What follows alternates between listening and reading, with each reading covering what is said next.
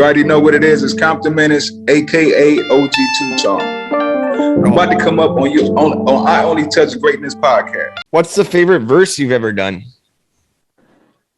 Michael, I fall in love with every verse I do every day, man. Okay, that's the right answer. Do you have a favorite song of yours that stands out? I got a song called Crazy Too. I'm gonna put it out on this next project that I got coming out. But I really had the song for a couple years, really. I've been sitting on it for a couple years, but the song is so deep to me. I just want to, the visual and everything to be right.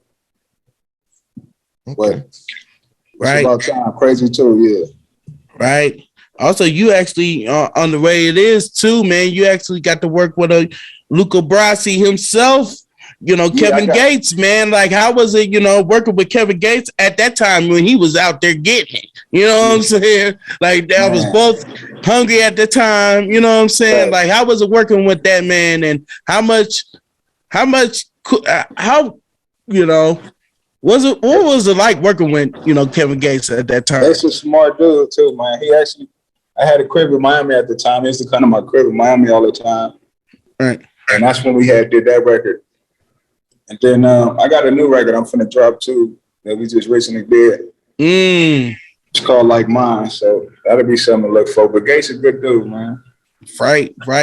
Gotta have to get on there with you, man. Hey, because I'll be bumping your shit, man. I've been bumping your monthly, Compton Menace monthlies for a minute on that piff. You know what I'm saying? Like, yeah, I didn't really promote him because I wanted niggas to go like really fuck with it and appreciate it. Yeah. Hey, we did though. We did at that time. You remember that piff and live mixtapes, and when you finally especially coming where I'm from, like we had to find a way to go get it. Like we had to download, off of Livewire, or you had to get them Bear Shares or Napster and shit like that. But also when we found out we could get live free mixtapes, was like, oh shit, you know what I mean? Oh no.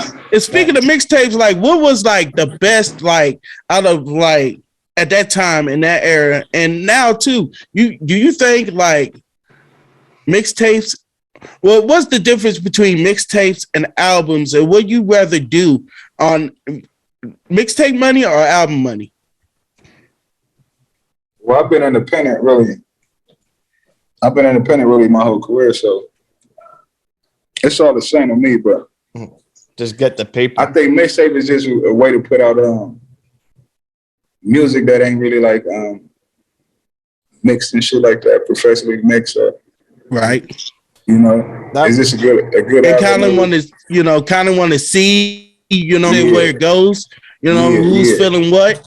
Yeah, facts. I think that's a good avenue for that. Yeah, so it's like why pay for the engineer to be there mastering it? The song's not going to be hot. Yeah, and that's why you put out the mixtapes. There was that mixtape era, like the whole Black Wall Street Journal and all those back in the day when DJ Ski was there fucking with Black Wall Street. Yeah, but that was a good time too because the consumer had to get the CD straight from us. Like even my first project I put out, I made like $30,000-$40,000 off of it, just off of my site. Just you order it and I send it to you. You get what I'm saying? Right. Slanging mixtapes. Yeah. So that was always a good time. So that's kind of like it was doing the album shit too, but I understood what it was. So even then, I had put more into how my shit looked. You feel me? Right. I put more into how the packaging was, how the CD looked, how everything else looked. Because even though it was presented as a mixtape, I was still pushing my shit like an album. I still wanted that quality. You feel me? Oh yeah, I had the same thing happen. Like I made a mixtape that was an album. Like I didn't rap or nothing. I was always the A&R. I middleman the tracks for everybody and sent it around and got features and put the mixtape out of all the songs I did. But I've got I got a box of CDs still left actually, but one of them did 10,000 copies. But I fucked up and I sold the original copy for $1,000, and that person went and made 10,000 copies. It was a screw job. Yeah. What's the favorite role you've ever had and played in a movie? Man, you know I gotta say OG Two Tone, man. Yeah. OG Two Tone open up all the doors for everything else for me. Okay. And do you have any tattoos you regret?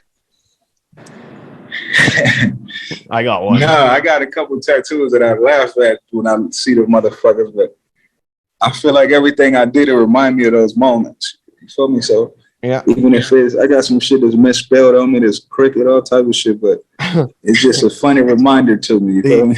Yeah, I got one where my tattoo artist was G-hole, and it's like a drug up here. I don't know if they have it, but the guy was so high on drugs that he passed out while he was tattooing my stomach, and the needle went on a run. Damn. So now there's I got a random line in the middle of my tattoo, and then the girl. That sounds painful as a motherfucker. Yeah, that do sound painful. Like that's some shit that I don't want nobody to be. Yeah, the girlfriend at the time kicked the table, and she's like, "Look, he's asleep," and he was literally asleep while tattooing my stomach. And then I got up that moment. I'm like, "You're fucking done, man." And I left. I had to get my stomach redone, but. Oh, you gotta be done with that. The dude that did my mama's name on my arm, he was on drugs and he couldn't spell. Oh, fuck. Oh, shit. So I can imagine what you just said. You know what I'm saying? You can imagine what somebody said. It say Leader. It don't say Linda. It say Leader. Shit. It said Leader. Is that like your worst tattoo? Like you were like, oh, yeah, that had to be one of your worst tattoos. It gotta be. It gotta be. What was one of your favorite tattoos? Probably my kid's name. That's hard. That's hard. My first kid name, because I was still in my little fucked up mind thought, so I got his name with some little red chucks attached to the bottom. Remember, I think it was somebody in Slaughterhouse. Remember they forgot to put the H in Slaughterhouse. Yeah. I remember that. Yeah. Now they make you sign off on any words on your tattoo. Facts. Yeah. Yeah. Exactly. You feel me? And another thing, hatred is one thing. Envy is one thing. Niggas that hate you from a mile away. Niggas that hate you don't even know you. You feel me? Niggas that envy you, them majority of people is close to you. Yep, and that is a fact, man. It be your own kid trying to outdo you. And those are the people that hurt you. If you're not the haters. The haters not, it's the envier. Right. No, that's for sure. It's the ones closest to you that'll fuck you over the most.